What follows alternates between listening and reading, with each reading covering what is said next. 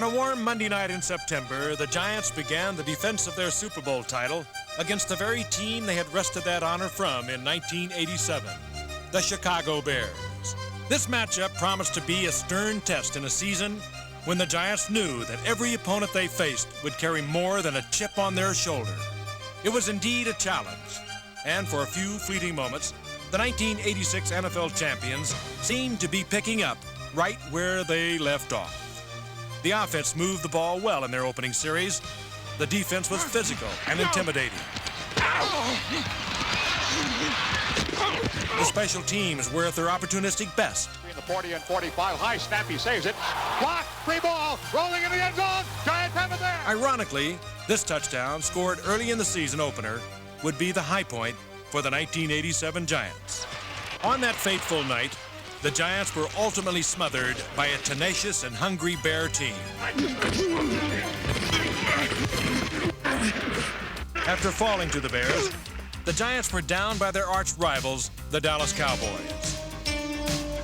The disastrous 3-week player strike followed, and after finding themselves with an early 0-5 deficit, the Giants' season seemed to be over before it ever began. Although the Giants played well after the strike, winning 6 of their last 10 games, they had experienced a humbling fall from grace. But this proud organization, never one to brag in victory, offers no excuses in defeat. Head coach Bill Parcells and general manager George Young have no illusions about the season past. Game of happenings, and we had our opportunities last year to win, and we couldn't get them done. And you can't say this silly thing about, well, if it had been 1986, we would have made those plays. I think that's nonsense looking back there. We had our opportunities to make the plays. We didn't make the plays. That's all. The other teams were making them, and we just couldn't get it done this year. But it's just a certain thing, a certain kind of happenings that occur that didn't go our way, and we didn't get it done. And I think that our players live with that the whole off season, and they don't want that repeated. If we probably made a mistake was the attitude, well, if we can pick up where we left off. I think that basically was a mistake. I think you had to go back and think more like if we could start where we started, we would have been a lot better off than the idea of, well, if we can pick up where we left off. The Giants march into a new season with the realization that dominant playoff victories are the result of hours of preparation in the off-season.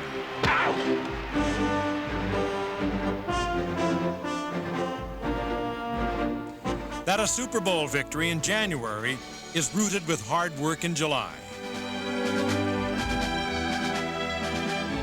And that the key to regaining an NFL championship is to remember how you got there before.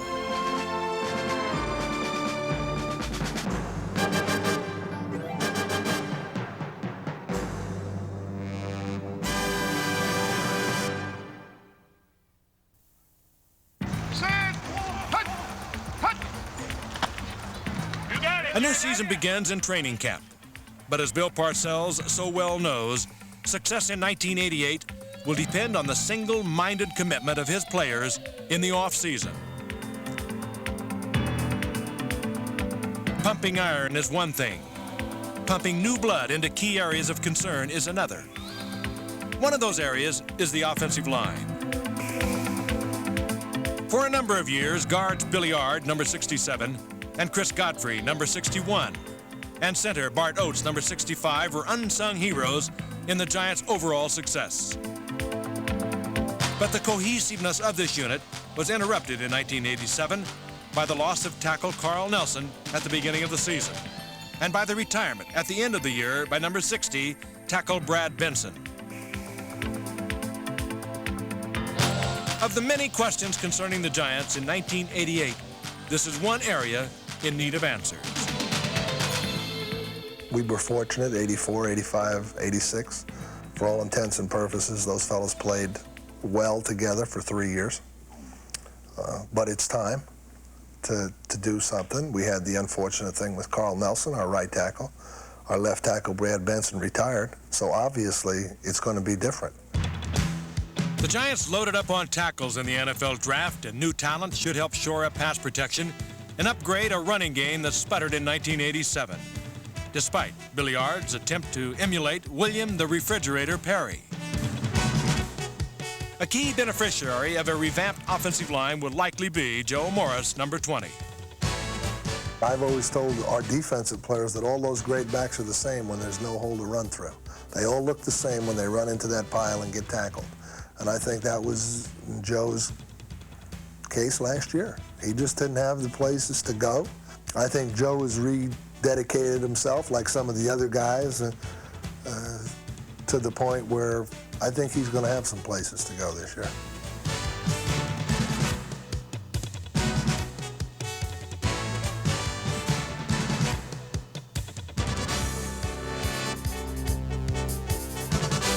Wherever Joe Morris goes, it's a good bet the number 44, Maurice Carthen, will be on hand to provide some moral and physical support.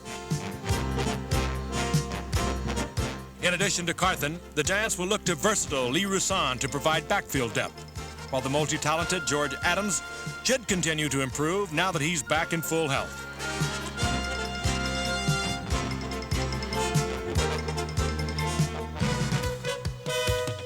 Another vital weapon in the Giants' offense is Lionel Manuel, number 86.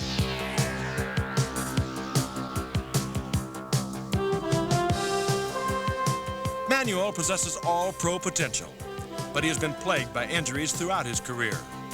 Hopefully, a new off-season workout program will go a long way in bringing out a full season of consistency from this spectacular game-breaking performer. Sims looking right. Sims throws. He's going for everything. Way down. Deep it is. Complete. Did he catch the ball? Yes! Touchdown!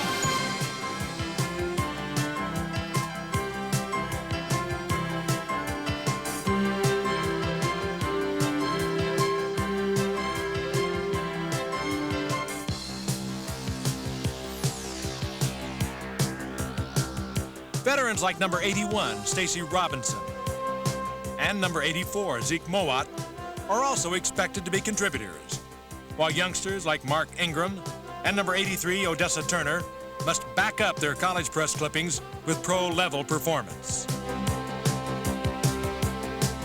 Turner came on strong at the end of last season, as did fellow rookie wideout Stephen Baker, number 85.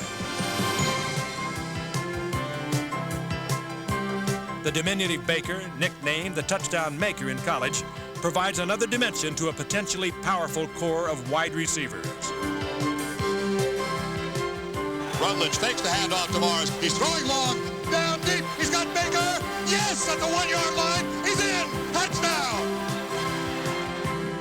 Veteran Phil McConkey, number 80, adds depth at wide receiver and consistency in his role as the team's premier punt returner.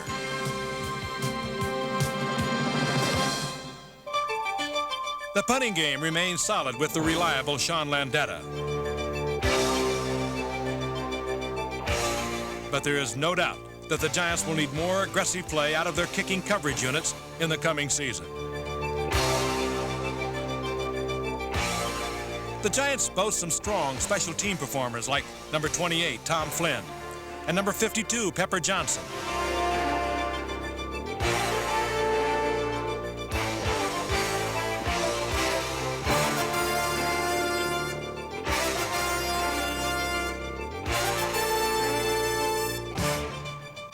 Hitting people. It's been the trademark of a Giant defense that has been one of the NFL's best in the decade of the 1980s. Statistically, the Giant defense stacked up well in 1987, but too often they lacked the killer instinct to put away opponents in the final quarter. In 1988, the need to return to their former all-out four-quarter assault on opposing offenses will be their highest priority.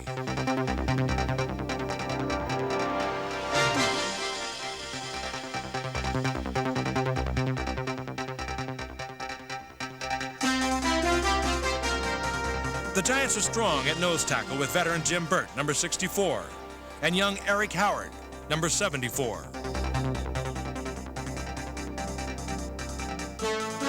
Tackle Eric Dorsey, number 77, has all the physical tools to be an all-pro, while a return to health will be vital to former Pro Bowler Leonard Marshall, number 70. Then there's George Martin, who, like vintage wine, improves with age. Like George Martin, Harry Carson continues to defy Father Time. In 1987, Carson tied an NFL record by playing in his 9th Pro Bowl. Carson is the spiritual leader of an elite group of linebackers that includes fellow Pro Bowlers Lawrence Taylor, number 56, and Carl Banks, number 58.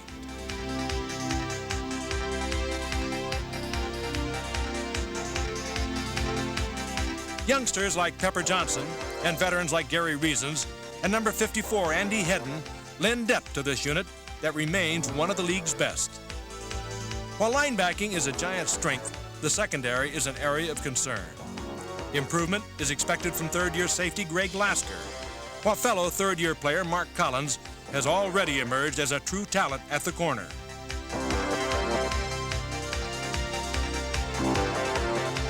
Number 27, Herb Welch, can play both the corner or at safety, while Perry Williams, when healthy, is perhaps the unit's hardest hitter and best all-around athlete.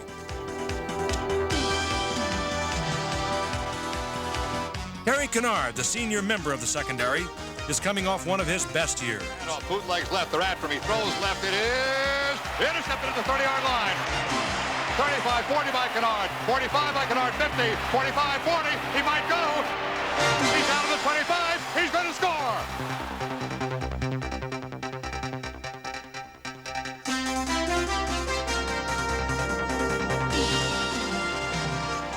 In 1988, the Giants will need to return to an opportunistic and aggressive form of play that brought them a championship in 1986.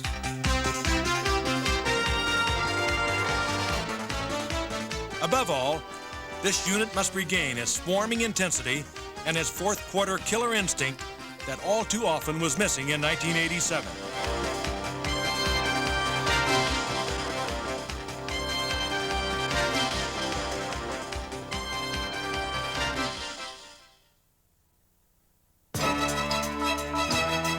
The definition of a great coach is not simply a coach who has won a championship.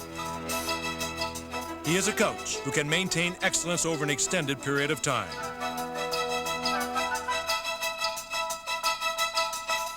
The great coaches know that they must have players who are extensions of themselves. Men of strong character, whose moods reflect a team spirit. They are the players who play with pain. Players whose presence bring a touch of class to the playing field.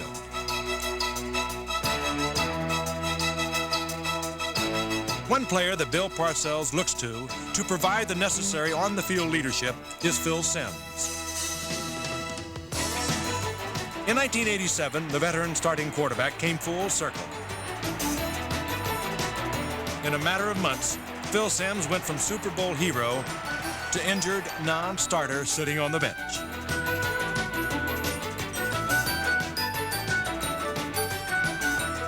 While backup Jeff Rutledge played capably, leading the team to 2 victories and 3 starts after the strike, there is no doubt that the Giants are a different team when Phil Simms is in the lineup. I have a tremendous amount of confidence in Phil Simms as a player because I know that when he goes on the field, he's going to take his shots, he's going to blame himself first for things that don't go well. He's not a second guesser. He doesn't criticize his teammates, and yet he's tremendously competitive, and I think he's a visibly competitive guy, and it's quite obvious you can win a championship with him, but I think you can sustain excellence with him also.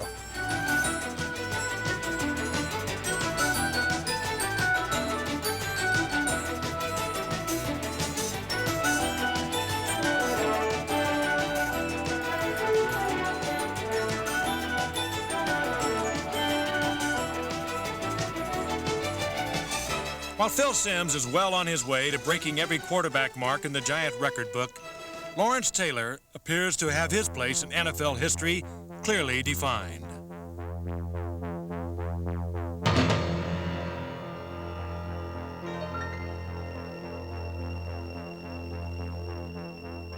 I think you're talking about one of the best guys that ever played. I don't think there's any question about that. Maybe the best guy, in deference to all the other great players that have come before him. And I'm not saying he is the best, but he certainly has to be among the top handful of players that ever played in this league.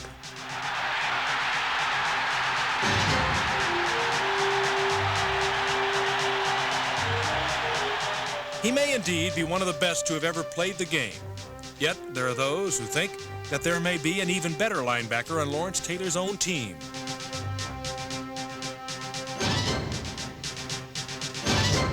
Carl Banks is different in temperament from Lawrence Taylor, and he plays a different kind of game. But he shares with LT a love for the purely physical side of football. And whether it's number 56 or number 58 making the play, the results are usually the same.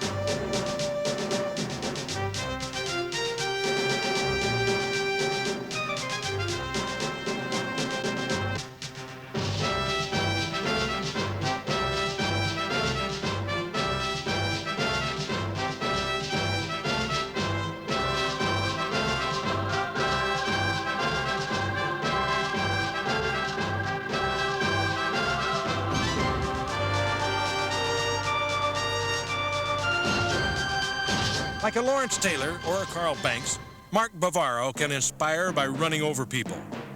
Like Phil Simms, he can inspire by putting points on the board. Perhaps no Giant player better exemplifies performance by example than the NFL's premier tight end. For the second year in a row, Bavaro led the Giants in receiving. But the true value of this working-class hero goes beyond the statistics. Bavaro is indeed a sixth offensive lineman with tenacious blocking abilities. And his never-say-die effort is the kind of play that brings out the best in all of his fellow teammates.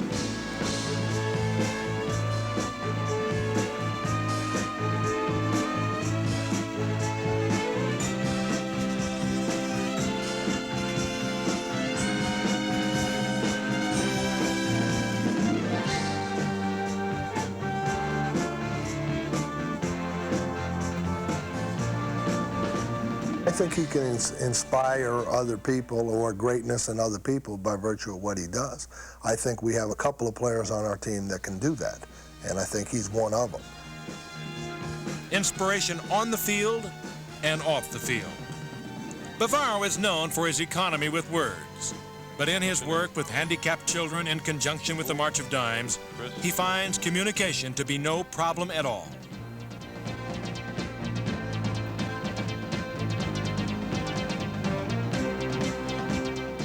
It's good to go where they don't know who you are. It's very humbling, and so they find out you're a football player, and that's all they care about. It's good that a football player will take his time and come to see them. It really makes them happy. The ones who are fans really know. And we sit down, we analyze everything, and they tell me it's all right when I drop a ball, and it makes you feel good and that it's something they care about. It's just my way of giving back to the kids who aren't as fortunate, and it's just a good feeling.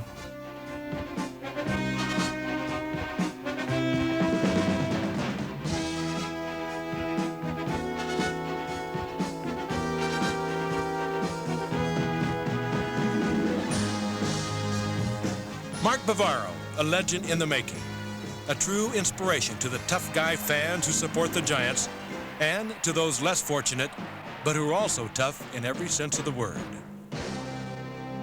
You're welcome. Thank you.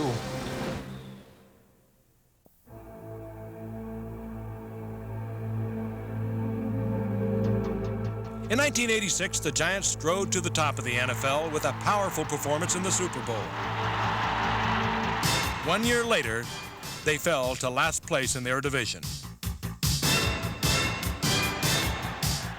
One season was characterized by single-minded, intensive play. Another was full of doubt and defeat. Two very different pictures that come together as the Giants' single biggest factor of motivation in 1988. I think the thing that I recognize now that I probably didn't recognize as a coach is how precious the championship is. And I think once you win it and then someone takes it away from you, you realize just how precious it is. And I think that creates a resurgence mentally. I know it's happened with me. I certainly feel more energetic, more determined at this point than I felt last year. Now, what the reasons are, I don't really know. But it just seems to me that my coaches, my players, myself, everyone is approaching 88 a lot differently than we approached 87.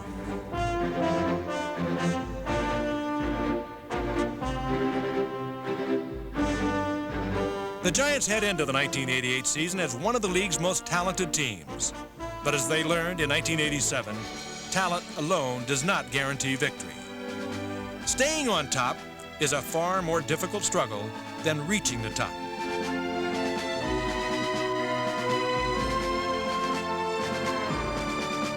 For the Giants to once again stand on top of the NFL, they must regain the single-minded intensity that brought them there before.